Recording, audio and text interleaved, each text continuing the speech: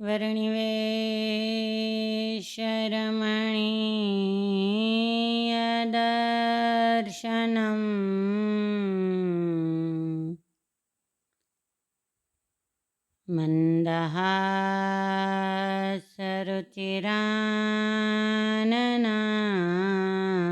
मन्दहासरुचिराननाम्बुजम्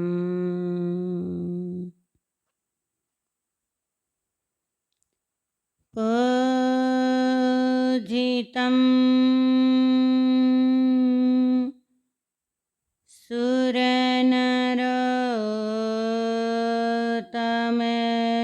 सुरनरोत्तमैर्मुदा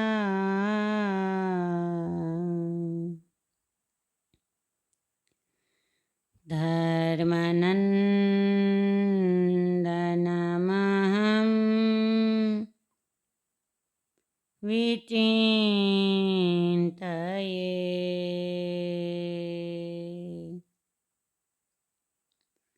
धर्मनन्दनमहं विचिन्तये।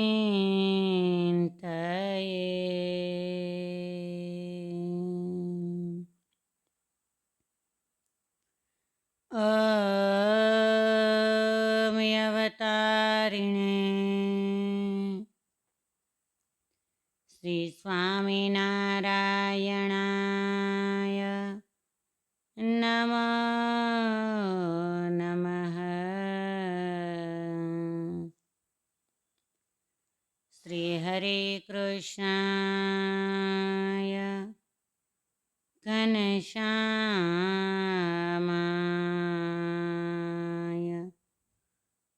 नीलकण्ठाय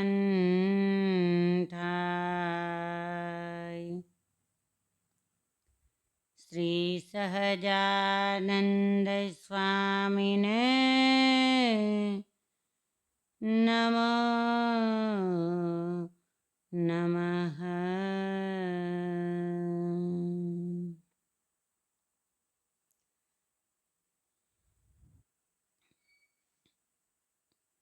આલોકની અંદર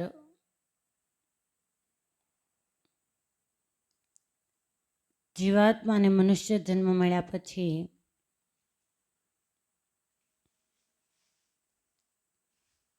જે મનુષ્ય દેહ કરી અને આ ભવ સંસ્કૃતિમાંથી મુક્ત થવાનું છે, એવો મૂંઘો માણસનો દેહ, એમાં પણ મોહાંધની અંદર જીવનારા જીવાત્માઓ તેમજ એ મોહના માથા પર પગ મૂકી અને પરમાત્મા સુધી પહોંચનારા જીવાત્માઓ આ દુનિયાની અંદર છે.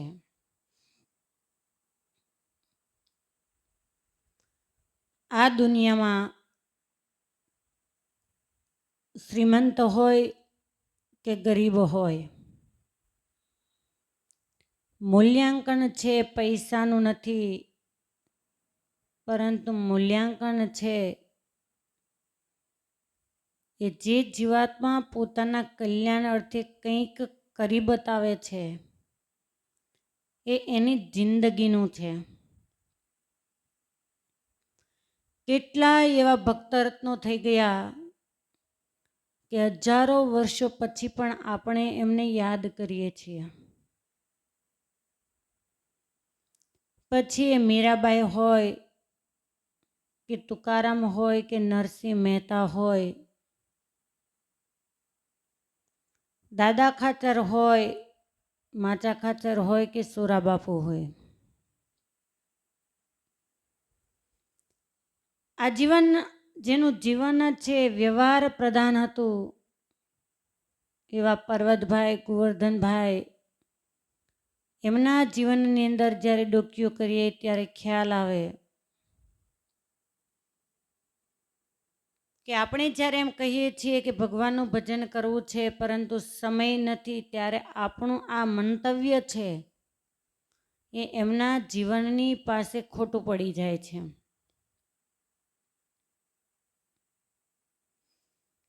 કેટલા મહારથીઓ છે એ આ જ દુનિયાની અંદર હતા, પરંતુ પોતાના છેલ્લા શ્વાસો છે એ પરમાત્મા સુધી પહોંચે એના માટે રાજવૈભવનો ત્યાગ કરી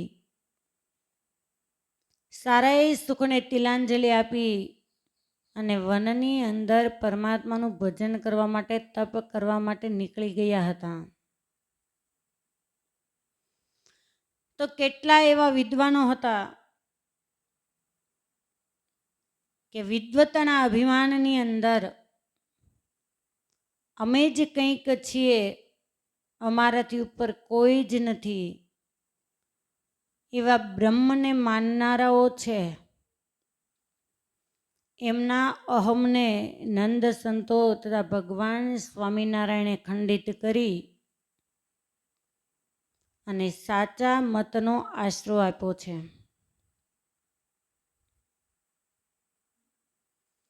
ભગવાનની પૂર્ણ કૃપા જીવાત્મા ઉપર થાય છે ત્યારે એ જીવાત્મા છે એ પરમાત્માની શરણાગતિ સ્વીકારે છે.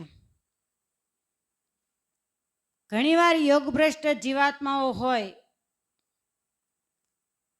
પરંતુ કુસંગના પાશને કારણે યોગભ્રષ્ટ હોવા છતાં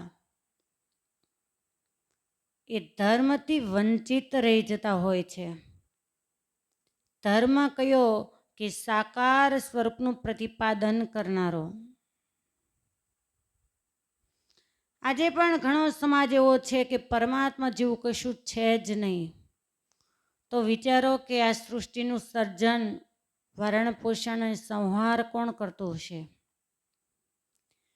કોઈક છે તો કોઈક કંઈક કરી શકે છે.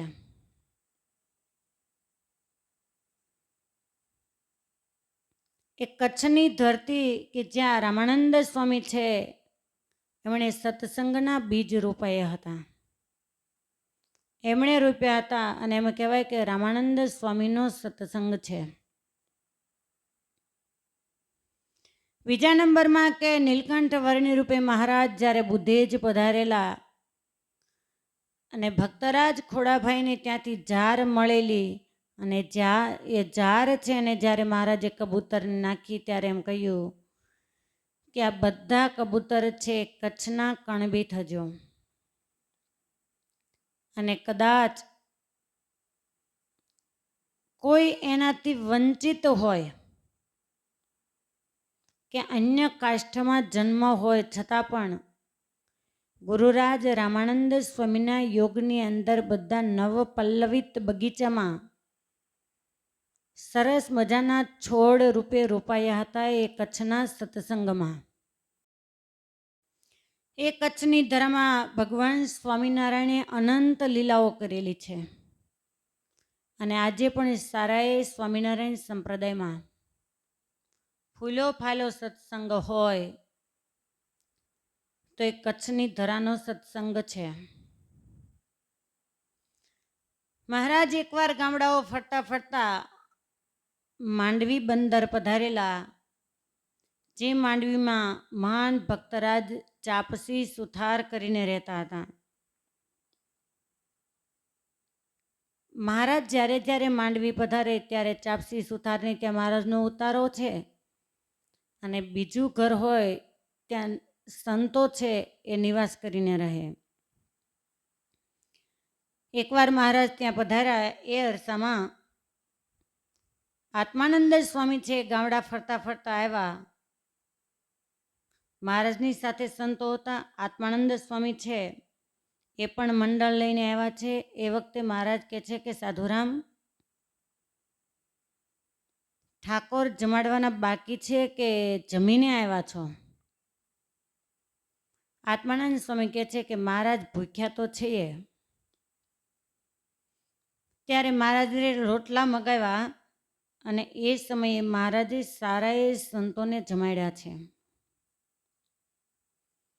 એ વખતે મહારાજ આત્માનંદ સ્વામી કહે છે કે સ્વામી, અમે તો સાંજના સમયે વેદાંત સાંભળવા જવાના છીએ. આપને અમારી સાથે ચાલુ હોય તો અમારી જોડે આવજો. એ અરસામાં એક સ્ત્રી છે એ મહારાજ માટે પૂજાનો સરસામાન લઈ એક મીઠાઈની માટલી ભરેલી, સરસ મજાનું ચંદન છે એ ઉતારી અને એક કટોરો ભરેલો, એક નાની કટોરીની અંદર ગુલાલ આદિક લઈ અને મહારાજની પાસે એ પૂજન કરવા માટે આવે. એ વખતે મહારાજ કહે છે કે આ બધી વસ્તુ છે એને હમણાં એક બાજુ મૂકી દો, પછી અમે પૂજન કરાવીશું. પહેલો પૂજાનો સરસામાન છે એક બાજુ મૂકી દેવામાં આવ્યો. એ અરસામાં એક મુક્ત છે જોગીનો વેશ ધારણ કરી અને મહારાજની પાસે આવીને બોલ્યા, જે ભેજના અલ્લાહ કે નામ હાજર હોય તો, એટલે અલ્લાહના નામે કંઈક હોય તો મને આપો. ત્યારે મહારાજ કહે છે કે આવો, અહીંયા નજીક આવો. એકદમ મહારાજના મુખારવિંદની બાજુમાં આવી આગળના ભાગમાં જ એને આસન આપ્યું અને એ યોગીરાજ છે એ બેઠા. ત્યારે મહારાજ સંતોને કહે છે કે પેલા શ્રી ભક્ત પૂજાનો સરસામાન લેવા છે એ અમારી પાસે લાવો. મીઠાઈની ભરેલી જે માટલી હતી મહારાજે પેલા યોગીના જોડીની અંદર ઠાલવી દીધી. ઉપરથી રાજી થઈ અને ચંદનનો કટોરો હતો એ પણ એના માથા ઉપર થાબડી દીધો. એના ઉપર મહારાજે ગુલાલની જે કટોરી હતી એ ઢોળી દીધી. તમામ સરસામાન જે પૂજાનો હતો એની અર્ચા પૂજન છે યોગીને મહારાજે કરી દીધું. અને પછી મહારાજ કહે છે કે હવે આપ જઈ શકો છો અને ફરી આવશોમાં, કેમ કે અમે પણ રમતારામ છીએ. યોગી તો ત્યાંથી અદૃશ્ય થઈ ગયા. સાંજના સમયે મહારાજ સાધુ સહિત ચાલતા ચાલતા માર્ગમાં રસ્તા ઉપર ગોસાઈજીનું મંદિર હતું અને ત્યાં સંધ્યા આરતી થતી હતી. મહારાજ સહેજે આરતીના દર્શન કરવા માટે મંદિરની અંદર પધાર્યા. આરતી પૂર્ણ થઈ ત્યાં સુધી મહારાજ એ મંદિરની અંદર ઠાકોરજીની સામે ઊભા રહ્યા. એ વખતે એક વેદાંતી છે એ કથા વાંચતા હતા. મહારાજ આવ્યા એટલે એમણે કથા વાંચવાની બંધ કરી દીધી. એટલે મહારાજ કહે છે કે કથા ચાલુ રાખો, અમે સાંભળીએ છીએ. પેલા વેદાંતી કહે છે કે નહીં, પ્રશ્ન ઉત્તર કરો. મહારાજ કહે કે હા, પ્રશ્ન ઉત્તર તો કરીશું, પરંતુ તમારો જે સર્ગ છે એ પૂરો કરો. કહેતા કે બધા શાસ્ત્રોની અંદર કેમ સ્કંદ આવે, અધ્યાય આવે, એવી રીતે. એ વખતે વિશિષ્ટાસારનો સર્ગ પૂરો થયો પછી વેદાંતીએ પ્રશ્ન કર્યો. એટલે પ્રશ્નની અંદર મહારાજે સહેજે ભૂલ હોવાથી દોષ દેખાડ્યો કે તમારા પ્રશ્નની અંદર આ ભૂલ છે. ત્યારે બીજા વેદાંતી છે એમણે પેલા વેદાંતીને વાર્યો કે હવે કંઈ બોલીશ નહીં. આ જે સ્વામિનારાયણ છે ને એ બહુ ચતુર છે. આપણને પૂછતા આવડતું નથી અને કદાચ કંઈક બીજું બોલાઈ જશે તો આપણી લાજ જશે. એ વખતે મહારાજ કહે છે કે બીજા કોઈને પૂછવું હોય તો પૂછો. આ પૂછનારા તો દબાઈ ગયા એટલે હવે નહીં બોલે. એમ જાણી અને રાણસુર ભક્ત કરીને એક ભક્ત હતા, એને મહારાજ કહે છે કે રાણસુર ભક્ત કીર્તન બોલો, કીર્તન.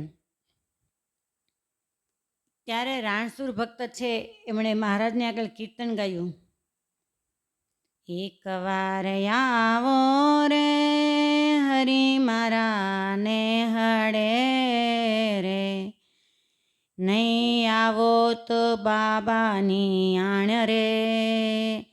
એક વાર આવો રે હરી મારે ને હડે રે. અને જ્યાં આ કીર્તન બોલ્યા એ વખતે સભાની અંદર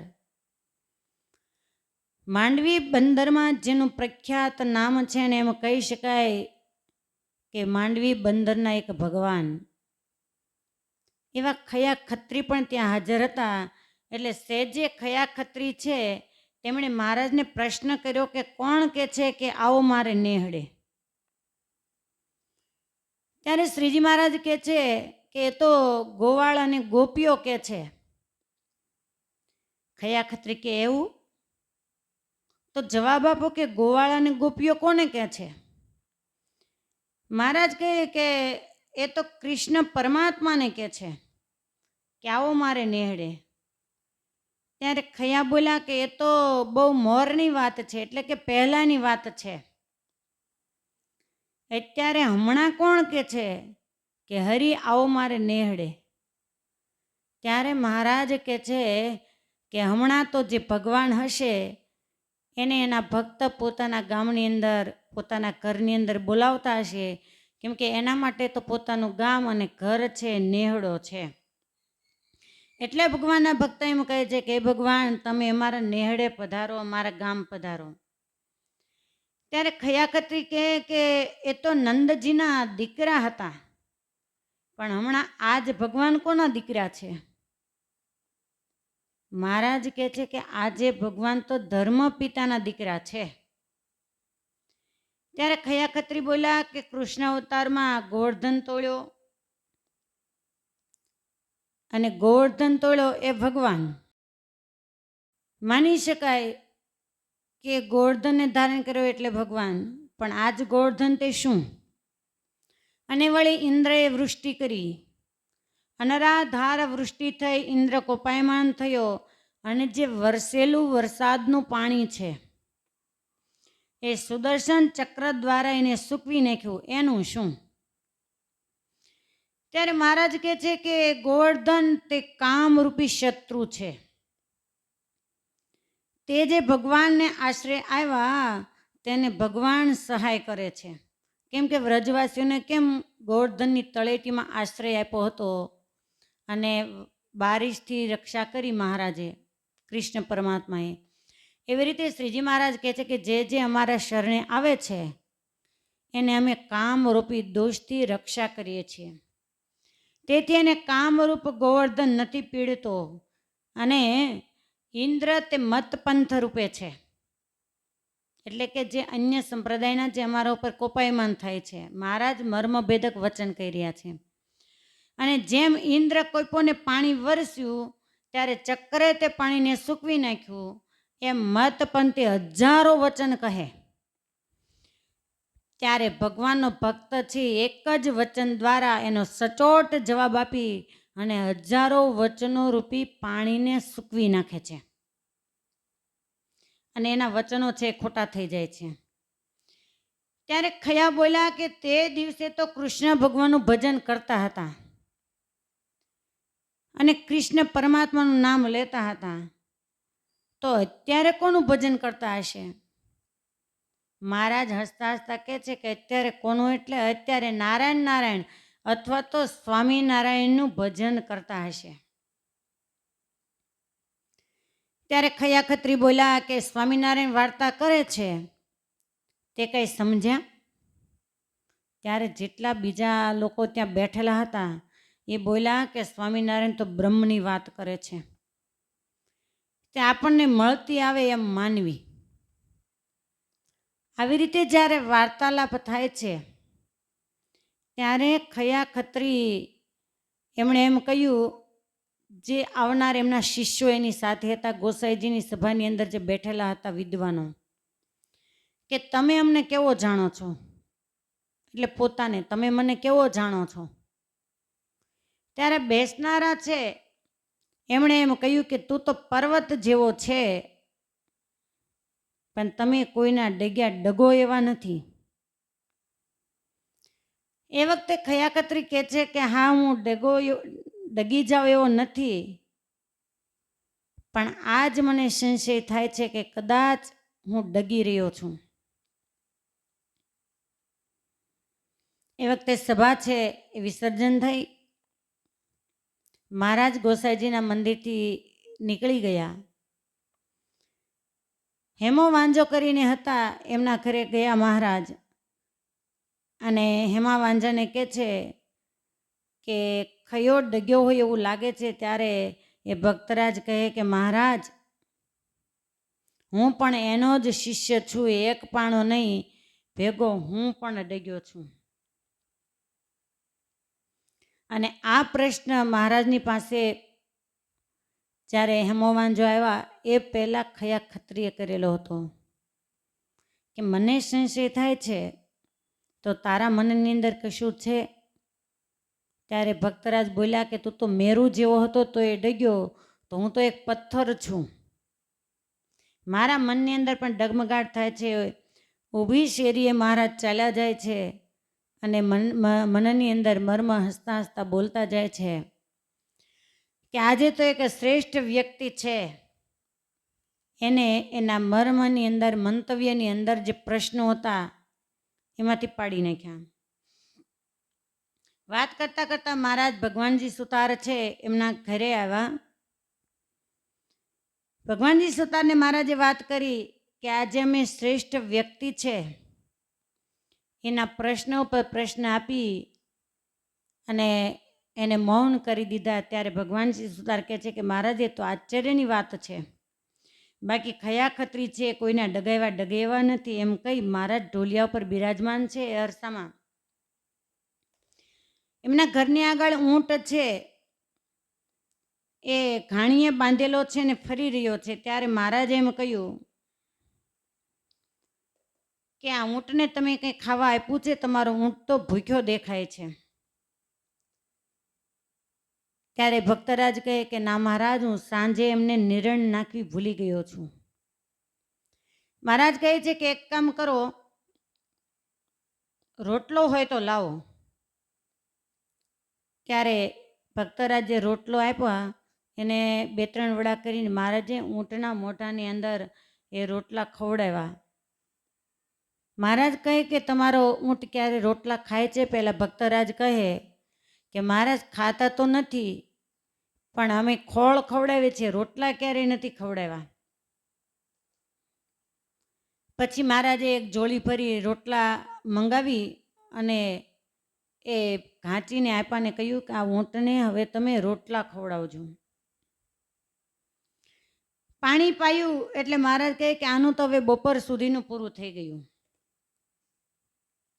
પછી મધ્યાહન સૂરજ સુધી મહારાજ ત્યાં બિરાજમાન થયા. એ વખતે પેલો ઘાંચી જે ઊંટને ચલાવી રહ્યો હતો એ વખતે ઘાંચીને કહે છે કે તમે નિત્ય સાંજના સમયે ક્યાં જાઓ છો?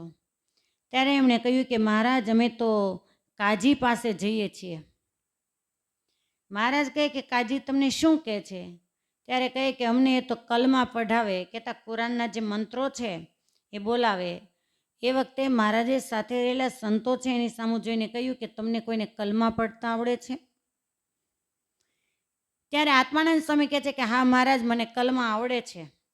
મહારાજ કહે કે જો આવડતા હોય તો તમે પઢી જણાવો. ત્યારે ઘાંચી, એમની સ્ત્રી અને એમની દીકરી છે એ ત્રણેય આવ્યા, મહારાજની સન્મુખ બિરાજમાન થયા અને મહારાજની આજ્ઞાથી આત્માનંદ સ્વામી છે એ કલમા બોલ્યા અને પંચકલમા બોલ્યા. ત્યારે પેલા ઘાંચી કહે છે કે અમારા ફકીર બાબા પણ આ જ રીતે કલમા પઢે છે. મહારાજ કહે કે એમને આવડે છે? બોલે હા. એ વખતે પેલી દીકરી છે એને સમાધિ થઈ. આવી રીતે મહારાજ છે એમણે ત્યાં લીલા કરી. એ અરસામાં આખા ગામની અંદર વાત વહેતી થઈ ગઈ કે સ્વામિનારાયણ ભગવાન આવ્યા છે અને ખયો છે એના મનના વિચારો છે ચલાયમાન થઈ રહ્યા છે. બીજા દિવસે ખયા ખત્રી છે પોતાની શિષ્ય મંડળી સાથે રસ્તા ઉપર, જ્યાં સરસ મજાનું સરોવર અને એની તળેટી છે, ત્યાં હવે આ બાજુ કેટલાય દિવસથી બ્રહ્માનંદ સ્વામી છે મહારાજને કાયમ કયા કરે કે મહારાજ ક્યારેક ભગવાન બનાવો તો વધારે સારું. કેટલાય દિવસની સ્વામીની ઈચ્છા. અને જ્યારે મહારાજ માંડવી બંદરમાં પધારેલા છે ત્યારે એ દિવસે સવારમાં મહારાજ બ્રહ્માનંદ સ્વામીને કહે છે કે સ્વામી, આજે લાડુ ખવડાવવું કે ધૂળ ફંકાવવું? બ્રહ્માનંદ સ્વામી કહે છે કે મહારાજ, ધૂળ તો ગામડે ગામડે દ્વેષી લોકોની પાસે અમે ખાઈએ જ છીએ, લાડવા ખવડાવો તો વધારે સારું. મહારાજ રસ્તા ઉપર ચાલ્યા જાય છે અને નાનકડું એવું સરોવર, એની પાસે મોટું વટવૃક્ષ, એની છાયામાં મહારાજે એ વખતે સરસ મજાની રેતી છે એને ભેગી કરી અને એક ઓટલી બનાવીને મહારાજ બ્રહ્માનંદ સ્વામીને કહે છે કે સ્વામી, તો આજે તમે આના ઉપર બિરાજમાન થાવ અને ભગવાનપણાનો લાભ લ્યો. બ્રહ્માનંદ સ્વામી મહારાજને કહે છે કે મહારાજ, આજે ઓચિંતા કેમ મને ભગવાનપણાનું પદ આપો છો? મહારાજ કે ઘણા ટાઈમથી તમે કહો છો કે મારે ભગવાન થવું છે ને ક્યારેક ભગવાન બનાવો તો વધારે સારું. તો આ ગામના પ્રકાંડ પંડિત વિદ્વાન એવા ખયા ખત્રી છે, એ આજે શાસ્ત્રાર્થ કરવા માટે આવશે, એટલે એમની સાથે વાદ વિવાદ કરવાનો છે. એટલે આજે તમે ભગવાનપણાનો લાભ લ્યો. બ્રહ્માનંદ સ્વામી કહે છે કે મહારાજ આજે નહીં. મહારાજ કે કેમ? સ્વામી બોલે કે મહારાજ બીજું બધું તો ઠીક, હવે કોણ જાણે આ માંડવીનો ભગવાન કહેવાય એવા ખયા ખત્રી એવા કંઈક અટપટા પ્રશ્ન પૂછે અને મને ન આવડે તો મહારાજ આપણી લાજ જાય. એના કરતાં ક્યારેક પદ આપજો, પણ આજે તો મને શિષ્ય તરીકે સાધુપણામાં જ રહેવા દો. મહારાજ કહે છે બ્રહ્મુનિ, તમે શા માટે મૂંઝાવો છો? જ્યારે ખયા ખત્રી છે એ અટપટા પ્રશ્ન પૂછે ત્યારે હું તમારી બાજુમાં નજીકમાં જ બેસીશ અને તમારે એટલું કહેવું ને કે હો વિદ્વાન, આ તમારા પ્રશ્નનો જવાબ તો મારા નાના શિષ્ય આપશે, પછી કાંઈ તમને વાંધો? બ્રહ્માનંદ સ્વામી કે મહારાજ, એવી રીતે જો જવાબ આપવાના હોય તો મને કાંઈ વાંધો નથી, તો આજ અમે ભી ભગવાન હો જાય. મહારાજે કહ્યા પ્રમાણે બ્રહ્માનંદ સ્વામી છે એ રેતીની બનાવેલી ઓટલી ઉપર બેસી ગયા. બાવા હિન્દીની જેમ સ્વામી બોલે. ખયા ખત્રી છે એ પોતાના વિદ્વાન શિષ્યો એમને લઈ અને મહારાજ બિરાજમાન છે ત્યાં આવ્યા. મહારાજને કહે છે કે તમે સ્વામિનારાયણ છો? એટલે મહારાજના રૂપે બેઠેલા બ્રહ્માનંદ સ્વામીને સ્વામી બોલ્યા કે કેમ? બોલે મારે પ્રશ્ન પૂછવા છે.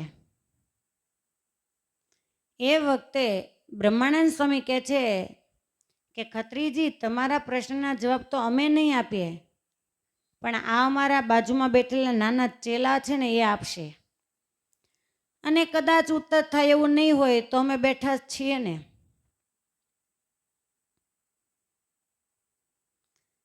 ખયા ખત્રી કહે છે કે બ્રહ્મ, પરબ્રહ્મ, માયા આદિકના રૂપને તમે જાણો છો?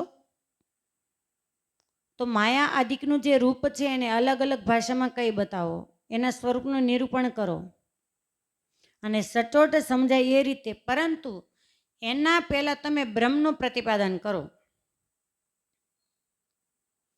સારું એ માંડવી બંદર છે, એના લોકો છે એ આજે એકત્રિત થયા હતા એ જગ્યા ઉપર કે કોણ જાણે આજે ખયા ખત્રી છે એની હાર થશે કે જે સ્વામિનારાયણ ભગવાન તરીકે આખા પંથકમાં પૂજાય છે એની હાર થશે. મહારાજ સાધુના રૂપે બેઠેલા એમણે ખયા ખત્રી કહે છે કે પહેલા બ્રહ્મ છે એનું પ્રતિપાદન કરો. ત્યારે મહારાજે પોતાની છાતી ઉપર હાથ મૂકી અને કહે કે આ બ્રહ્મ. ખયા ખત્રી કહે કે તમે બ્રહ્મ છો? મહારાજ કહે કે બ્રહ્મ એક હોય કે બે?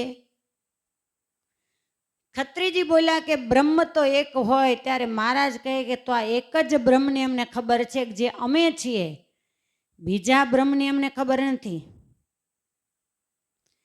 ખત્રી કહે કે એવી રીતે નહીં, એ અમને પ્રત્યક્ષ કઈ બતાવો. મહારાજ કહે છે કે એનો જો તમારે અનુભવ કરવો હોય તો સુરતમાં અમારા સંતોનું મંડળ છે, ત્યાં તમે જાઓ અને પછી એની સાથે રહેશો ત્યારે તમને ખ્યાલ આવશે કે અસલ બ્રહ્મનું નિરૂપણ બ્રહ્મ શું કહેવાય. ખત્રી કહે કે એવી રીતે નહીં, એની સાથે રહેવાથી નહીં, અહીંયા જ મને બ્રહ્મ નિરૂપણ છે એ સમજાવો. મહારાજ કહે છે કે આ તો તમે કેવી વાત કરો છો. એક ગ્રહસ્થની દીકરીના લગ્ન હતા. બાલ્યાવસ્થાની અંદર એ લગ્ન કરવામાં આવે ત્યારે પેલી દીકરી છે એના પિતાને કહે કે પિતાજી અમારું શું થઈ રહ્યું છે. બોલે બેટા તારું લગ્ન થાય છે. લગ્ન થાય પછી શું? ત્યારે એના પિતા કહે કે સસરા પક્ષવાળા છે એ તને ત્યાં તેડી જાય.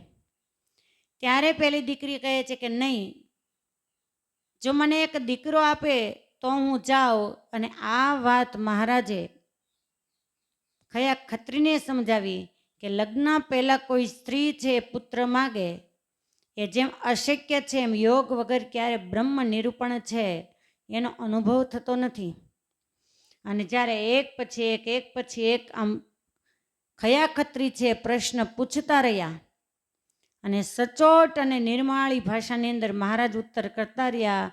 એ વખતે સભાની બીચમાં બેઠેલા ખયા ખત્રીના માં હતા એ ઊભા થઈ ગયા અને હાથ લાંબો કરીને કહે છે કે બેટા ખયા, તું ભૂલી ગયો. ઓ સહજાનંદ નહીં, વો હકડો સહજાનંદ, કે જે ગાદીએ બેઠો એ સહજાનંદ નથી. તું જેની સાથે વાર્તાલાપ કરી રહ્યો છે ને એ સહજાનંદ છે. અને જ્યારે એની માએ અંગુલી નિર્દેશ દ્વારા ખયા ખત્રીને કહ્યું એ જ વખતે બ્રહ્માનંદ સ્વામી છે એ ઊભા થઈ ગયા. ઘણી વાર પરમાત્મા છે એને સમજવાની અંદર વિદ્વાન લોકો થાપ ખાઈ જતા હોય છે અને અભણ વ્યક્તિ છે ઓળખી જતી હોય છે. ખયાની માં કહે છે કે બેટા તારું સારું એ વિદ્વત્તાનું અભિમાન છે એ આજે આ સહજાનંદ સમુદ્રની અંદર ઓગળી જવાનું છે. તું તો એક મીઠાની કોથળી છે અને આ સહજાનંદ તો સમુદ્ર છે. એના તાગને તું કેમ પાર પામી શકીશ? તું પોતે જ એમાં ઓગળી રહ્યો છે, માટે શરણાગતિ સ્વીકારી લે. અને જ્યાં ખયા ખત્રી છે એમણે ભગવાન સ્વામિનારાયણના ચરણારવિંદ પકડી અને શરણાગતિ સ્વીકારી. એ જ વખતે બ્રહ્મમુનિ છે એમણે આ દ્રશ્ય જોયું. તરત જ બ્રહ્માનંદ સ્વામી છે શીઘ્ર કવિ છે અને બ્રહ્માનંદ સ્વામીના મુખમાંથી કાવ્ય સરિતા છે એ નીકળી પડી. સહજાનંદ સુખકારી રે સલુણી છબી. આ જે કાવ્યપદ્યની રચના છે એ માંડવી બંદરમાં થયેલી છે. જ્યાં ખયા ખત્રીની સભા જીતી એ ત્યાં આજે એ સ્થાન છે એ દર્શન આપી રહ્યું છે. આવી રીતે ઘણીવાર વિદ્વાનો છે પરમાત્માના સ્વરૂપને ઓળખતા નથી, પણ નાના જીવાત્મા છે એ પરમાત્માના સ્વરૂપને ઓળખી અને પરમાત્માના ધામ સુધી પહોંચી જાય છે. સહજાનંદ સ્વામી મહારાજની